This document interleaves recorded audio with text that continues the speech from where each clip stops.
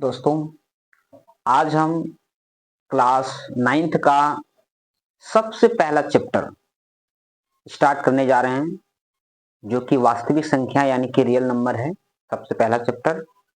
और हम class 9th का सिस्टमेटिक, जैसे होता नहीं, कोई भी चीज अगर सिस्टम से करते हैं तो सब कुछ समझ आता है, उसी तरह से हम सिस्टमेटिक पढ़ने वाले हैं।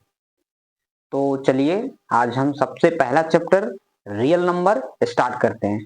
नंबर में कौन कौन सी होते हैं वो सारा चीज हम आज बताते हैं। देखिए, रियल नंबर,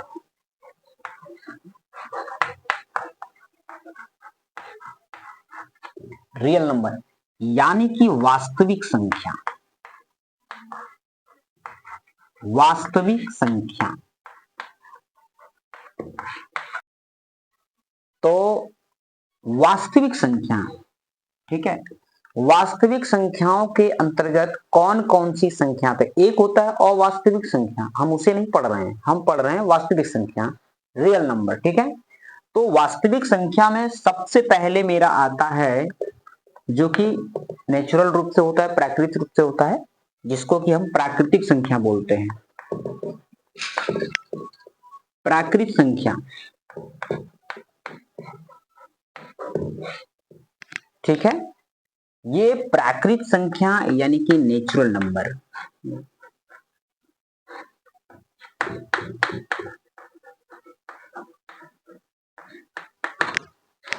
क्या है नेचुरल नंबर? आप केवल एग्जाम्पल से ही समझिए, उतना याद रखने की, इसकी परिभाषा को याद रखने की जरूरत नहीं है। अगर आपको समझ आ रहा है तो आप खुद से बोलेंगे। लोग कहते हैं कि इसकी परिभाषा याद रखो। परिभाषा को, जो वर्ड है उसको याद करते करते जो है, कौन सा शब्द लिखा है, कैसा लिखा हुआ है, सिस्टमेटिक, वो आपको याद नहीं रहेगा। हम आपको सरल भाषा में, आप ऐसा देखिए, इस परिभाषा मतलब एग्जाम्पल को देख के ही आपको याद हो जाएगा। जैसे, क्या है नेचुरल नंबर? जब हम गिनती को गिनते हैं, बचपन से आज तक गिनते आए हैं, बचपन में भी गिनती गिनाते थे मैंने शिक्षक, तो कहां से स्टार्ट करते थे? हम एक से स्टार्ट करते थे, है ना। जब भी गिनती सीखता है बच्चा तो एक से स्टार्ट करता है, यानी कि 1 2 3 4 5, इस तरह से हम चलते जाएंगे। 100 तक तो आएगा ही, लेकिन 100 तक ही हमारी संख्या, ये खत्म नहीं होता है, ये संख्या अनंत तक चलता ही जाता है। लेकिन स्टार्टिंग होता है एक से, ठीक है। स्टार्टिंग कहां से होता है? एक से। अगर एक से स्टार्ट हो, यानी कि गिनती की संख्या को देखो, ये गिनती है ना, 1 2 3 4 5 6 7 8, ये सारे गिनती है ना। यानी कि गिनती की संख्या को क्या कहते हैं? प्राकृतिक संख्या कहते हैं, नेचुरल नंबर। गिनती की संख्या को, अब आपको परिभाषा याद करने की जरूरत नहीं है, परिभाषा बन गया है। किसको कहते हैं? गिनती की संख्या को। अब इसको लिख लो, गिनती की संख्या, ठीक है ना। यही है, गिनती की संख्या को प्राकृतिक संख्या कहते हैं। क्लियर है? चलिए हम आगे चलते हैं।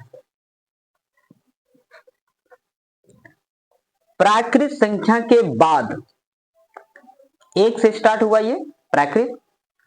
अब यदि हम इसके आगे जीरो लगा दें, यानी कि हम जीरो से स्टार्ट करें, आपका दिमाग में आया कि हम एक से क्यों, मेरा इच्छा हो कि नहीं और थोड़ा आगे से, मतलब पीछे से चलें, तो और शुरुआत से चलना चाहते हैं तो हम जीरो से चलते हैं।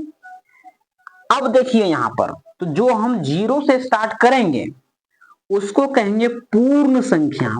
पूर्ण का मतलब होता है पूरा, पूरी, पूरा हो जाना, पूर्ण हो जाना, ठीक है ना। पूर्ण संख्या, ठीक है। और पूर्ण संख्या को हम होल नंबर बोलते हैं।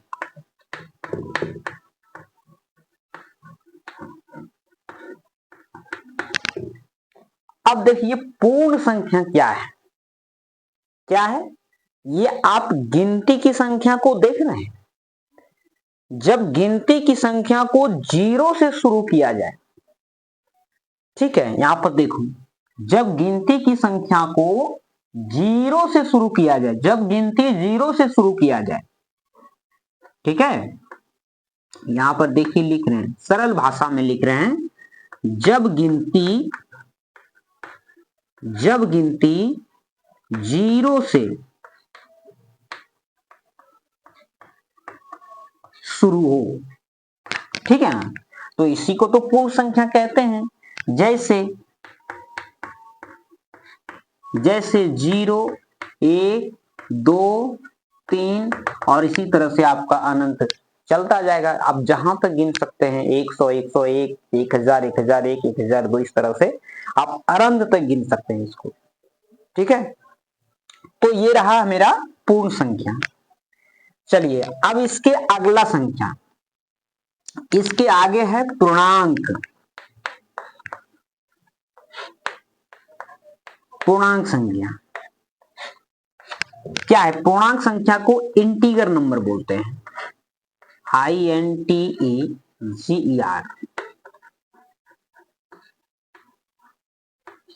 Integer number.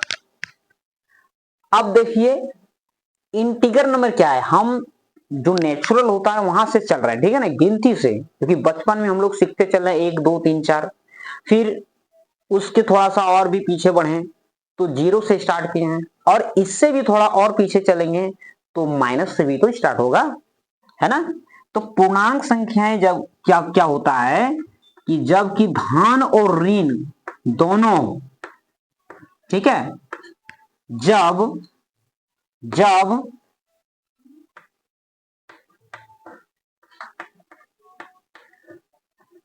पूर्ण संख्या को, ठीक है ना, जब पूर्ण संख्या को धन एवं, जब पूर्ण संख्या को धन यानी कि पॉजिटिव प्लस में, या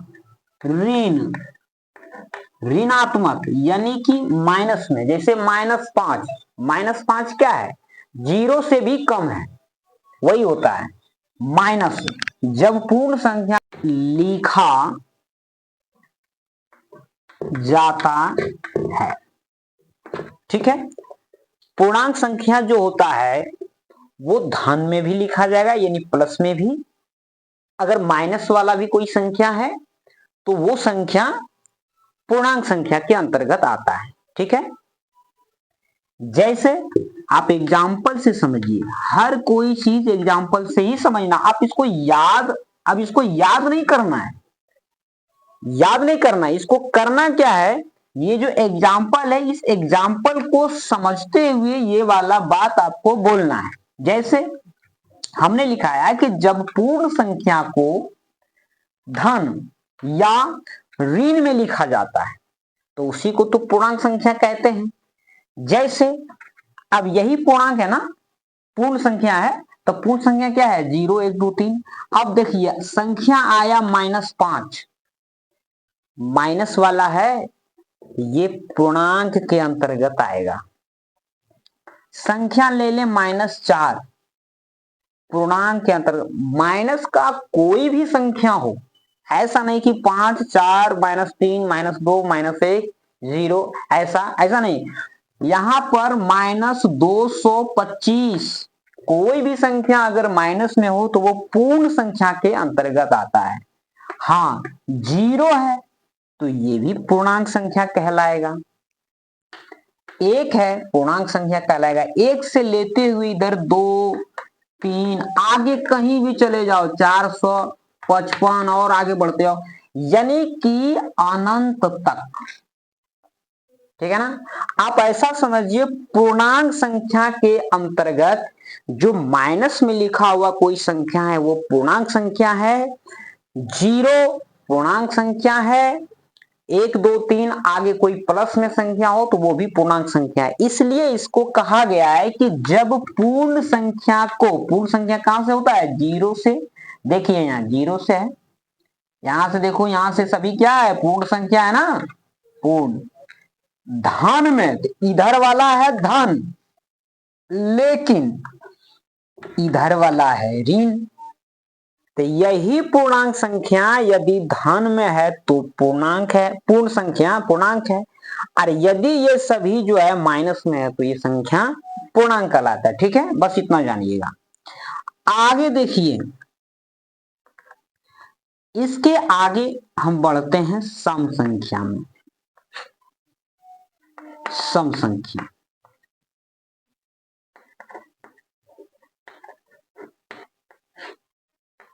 सम संख्या को इंग्लिश में इवन नंबर बोलते हैं।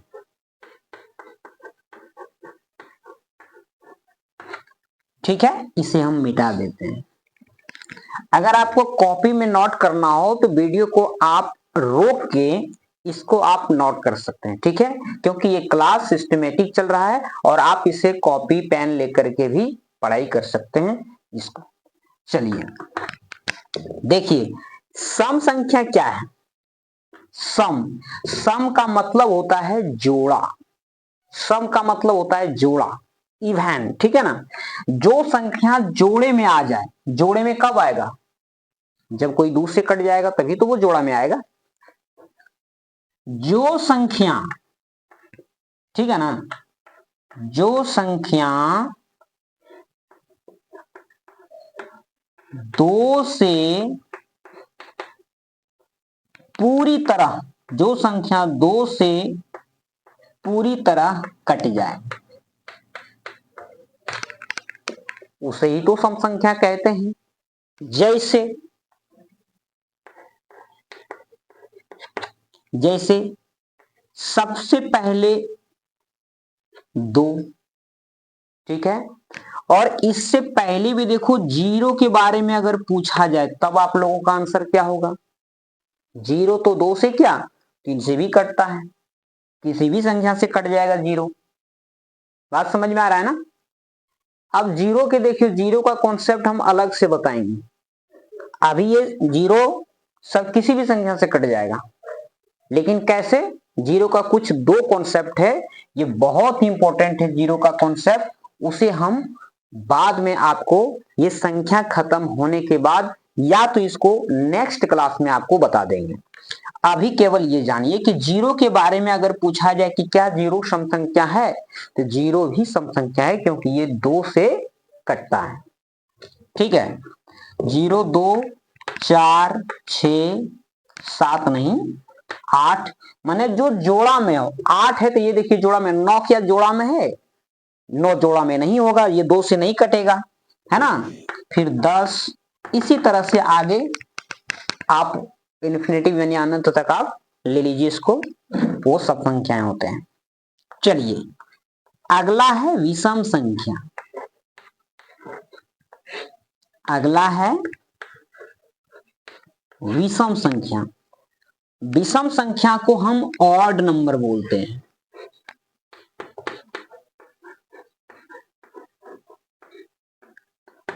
विषम संख्या को हम ऑड नंबर बोलते हैं। क्या होता है? सम का उल्टा है विषम, यानी कि ये जोड़े में है तो ये जोड़े में नहीं होगा, यानी कि ये 2 से पूरी तरह कट जाएगा और ये संख्या 2 से पूरी तरह नहीं कटेगा। ठीक है ना। जो संख्या, देखिएगा इधर, मेरे लिखावट पे ध्यान मत दीजिएगा, हम जो बोल रहे हैं उसको सुन करके समझ करके खुद से बोलिएगा। ऐसा नहीं कि ये परिभाषा को हमको याद कर लेना, ऐसा नहीं।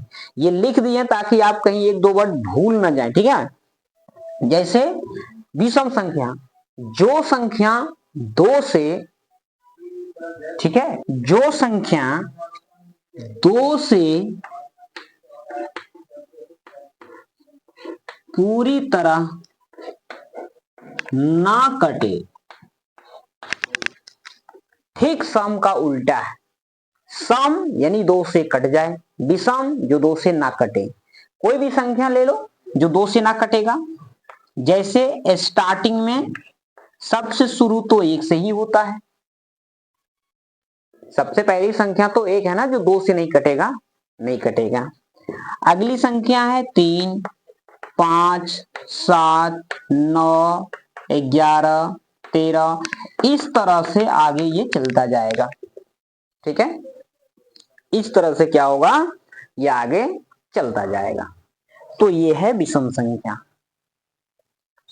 आशा करते हैं, उम्मीद करते हैं कि आपको ये अच्छी तरह समझ में आ गया होगा। और अगर इसमें भी कोई आपको डाउट है तो आप कमेंट बॉक्स में पूछ सकते हैं कमेंट करके, और इसका रिप्लाई आपको मिलेगा, उस आधार पर हम वीडियो को अच्छे तरीके से बताएंगे और बनाएंगे हम इसको। ठीक है, धन्यवाद।